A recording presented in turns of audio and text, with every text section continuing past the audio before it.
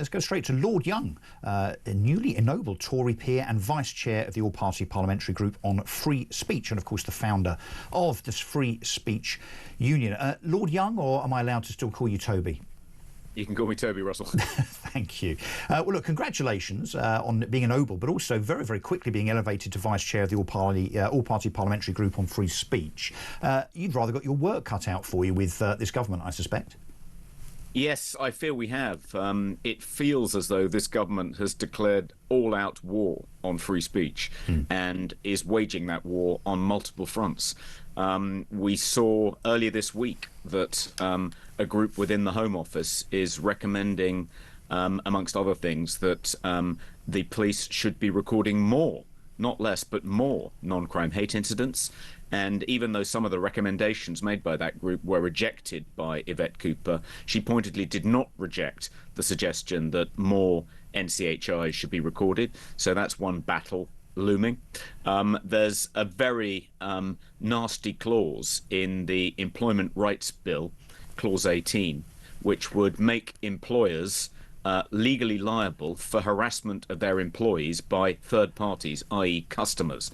So that will mean publicans, for instance, have to make sure that their staff don't overhear conversations in the pub amongst the pub's customers that they might find offensive or upsetting. And so Toby, within workplaces generally, so can the employers now expect a kind of cascade of complaints to their HR department on the basis of this legislation, whereby if you hear something at the water cooler that you don't like, you can do something about it and cause absolute administrative mayhem?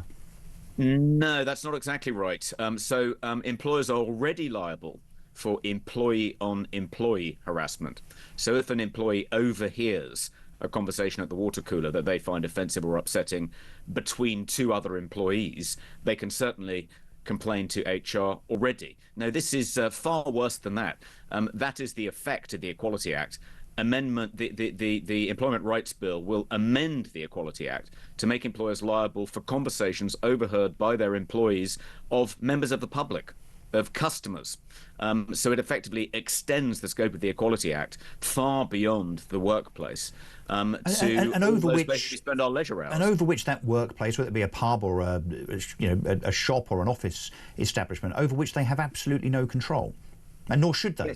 Well, it's hard to imagine what steps employers will have to take to ensure that their employees aren't, quote unquote, harassed in that way by members of the public. I mean, will that mean publicans, for instance, having to employ banter bouncers who sort of clandestinely eavesdrop on customers' conversations to make sure they don't have any controversial views which might upset, pink-haired staff? Yeah. What about football grounds? I mean, will football clubs have to kick out fans who shout at linesmen, "Are you blind?" when they make a bad call? Yeah. Because if that's overheard by a partially sighted steward, he might have a case for harassment.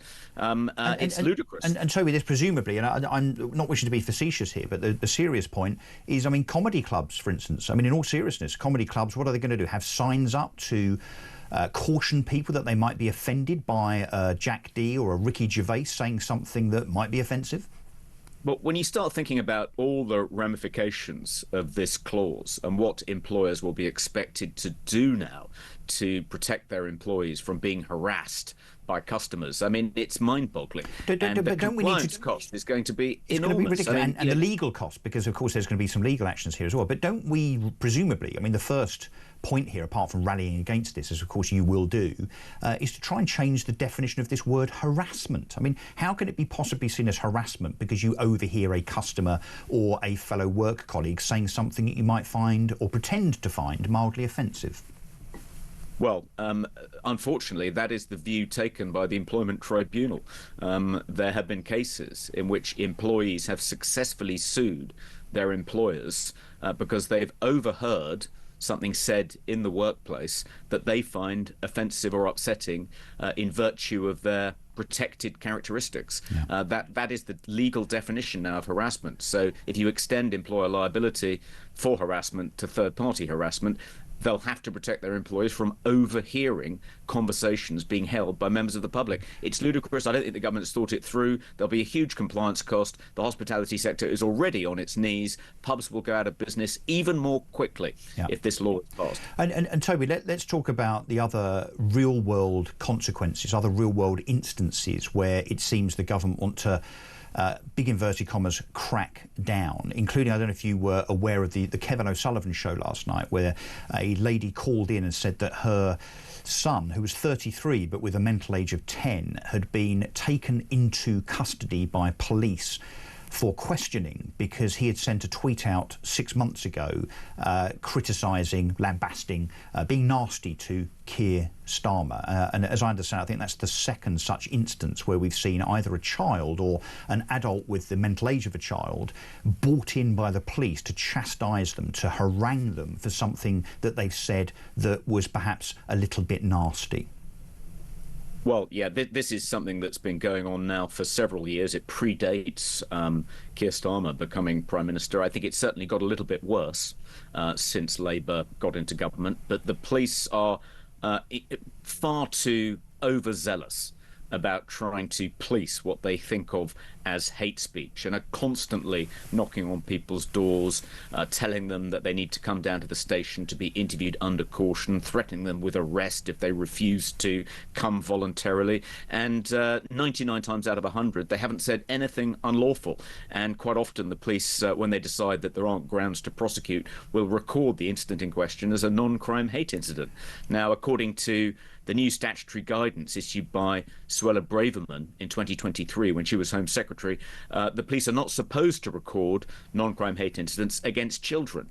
But we know they've been doing it. It's a question of trying to get the police to understand that they should be policing our streets, not our tweets. They've gone far too far in the wrong direction. And yet we also learned this week that a leaked report written by Home Office mandarins actually says that we should accept and encourage more non-crime hate incidents, and that we should be very concerned rather than with such things as Islamic terrorism as a threat, but things such as misogyny and conspiracy theories. But the point being that it seems that those within power, perhaps those that really wield power in Parliament and in Whitehall, as in those civil servants, it seems that there is a push to censor, to cancel, and to ensure that the public are silenced more and more and more. So I guess my question on that basis, that being a matter of fact, it seems, is what can your parliamentary committee do? I mean, will it have teeth? Will it have power? I mean, you can recommend things, and I think we all know that you're going to be recommending, free speech till the cows come home. But are you going to have any authority, any influence over government at all? Well, I think the great purpose of an all-party parliamentary group is it can draw attention to these kinds of issues. It can hold meetings. It can ask people to come and talk to them in Parliament. We can try and organise support for amendments to legislation, rebellions, either in the Commons or the Lords. So there are a number of things we can do to push back against this clampdown on free speech. I think one of the really sinister things about that Home Office report that was leaked earlier this week is that, as you say, they wanted to expand the definition of extremism to include any discussion of two-tier policing. People, they said that people who draw undue attention to grooming gangs are extremists because they're using it as an excuse to bash Muslims.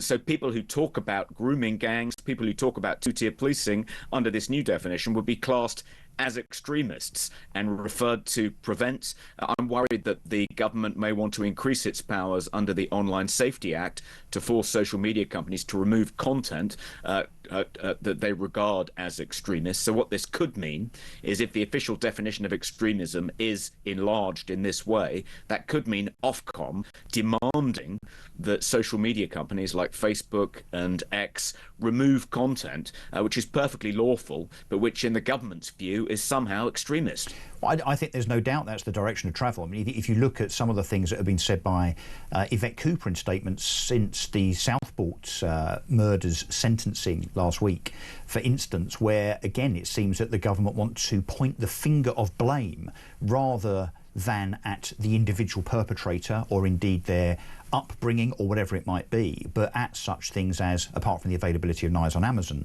the availability of words and tropes and such like on the internet. So what they're effectively saying is that, and obviously it's a very misguided thing to say, that they believe that this has been caused by the freedom of people to say whatever they like on the internet. But by definition, therefore, Toby, I would suggest that this is a precursor to using the Southport massacre as a means of trying to curtail and cancel free speech on the internet and indeed on social media.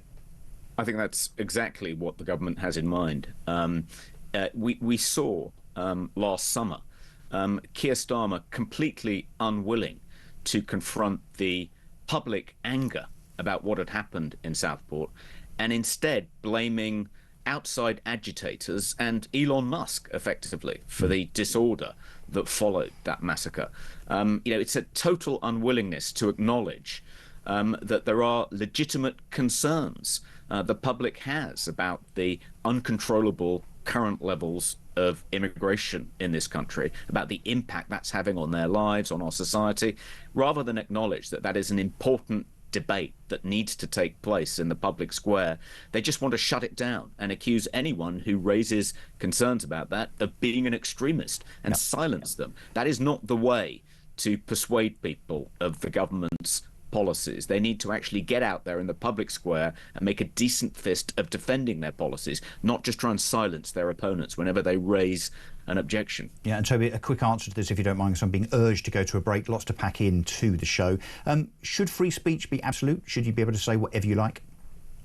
No, I think there are qualifications for what people should be allowed to say. I don't think that the right to free speech includes the right to libel people, to betray state secrets. I don't think it gives people the right to traffic in child pornography or to say openly, overtly hateful things. But within those pretty strict limits, yes, I think there should be free speech. Yeah, I agree with you. Lord Young, thank you very much indeed. That was very informative, as we knew it was going to be. He'll be back, I'm sure, as Lord Young, not just Toby Young as he was.